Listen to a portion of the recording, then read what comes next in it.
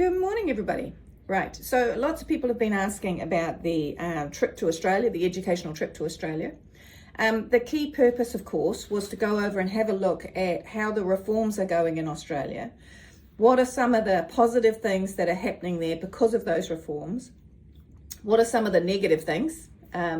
What are parts of it that we here in New Zealand could sort of lift and shift as we move to what is an inevitability? We must redesign, not the hands-on delivery of care that is happening inside facilities. There's nothing wrong with the hands-on level of care that is happening inside of facilities.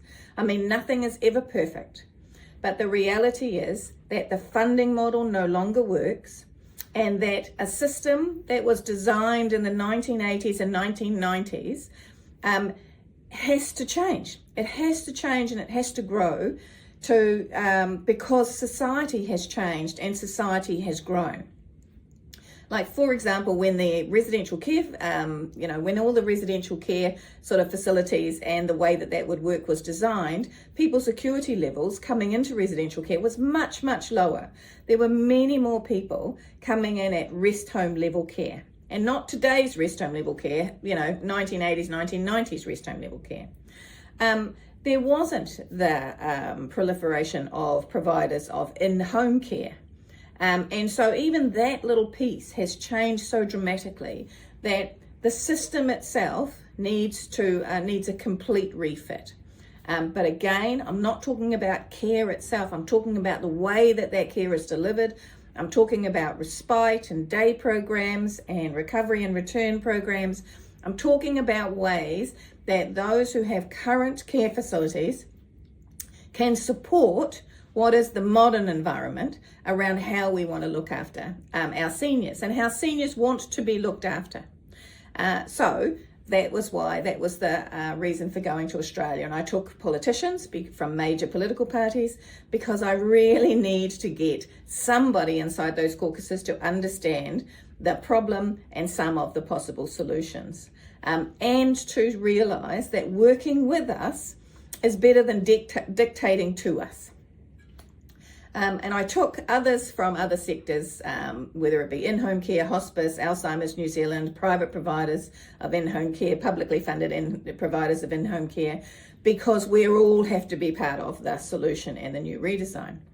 So the first place we went to, though, was we went and saw the Independent Health and Aged Care Pricing Authority. Now, that is something that whenever I say we, I'm talking about the association, although there was general consensus across the tour, that is something we believe that we absolutely should adopt in New Zealand. So it is led by Professor Michael Purvin. He's the CE. And so we had an hour with Professor Purvin, and that was really valuable hour. So one, we do believe that we should adopt an independent pricing authority. Now, there's a couple of ways that New Zealand could do it. You could build one completely. That would cost millions, and those millions would actually be better spent on New Zealanders who need care. You could try and adjust the remuneration authority, which is already an independent authority, but again, it would cost millions to set up an algorithm and a system by which they were able to pull in the data to create what would be the actual cost of care, the independent price of care. Or we as a nation could pursue an arrangement with the Australian government and this independent agency for a contract whereby we provide them our data, and let's just say we do it on a 3-yearly basis, right? We set a price every 3 years. We provide them our data, they put it through their algorithms, and they give our government back the actual price of care. And that would be, it would be less cost, less time, because we wouldn't have to set it up. We wouldn't have to create our own algorithms because, of course, that's their IP. We could do that within a year, pull that data together, and I think you'll find on many levels we've actually got a lot more data than they've got.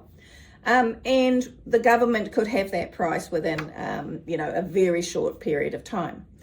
So I raised that specifically with Professor Purvin as to whether there would be, if a New Zealand government wanted to move in that direction, would there be any appetite for that? His perspective was he would be thrilled about it because they would be able to compare two nations' data. He thought that his board would be, and he thought that, you know, that the minister that he had then, which that government has just been returned, might also be very keen.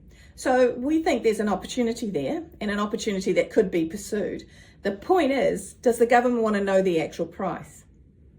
So that's what it comes down to. There's an opportunity here to move this forward, to know 100% what it is that it costs to deliver this clinical care.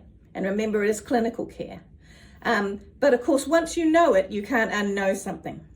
So I think that's the tell. The tell is, do politicians actually want to know? Because if they actually know, they'll actually have to do something about it.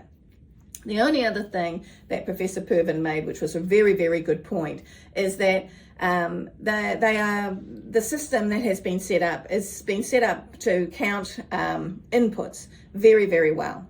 But it's lacking in its ability to assess outcomes.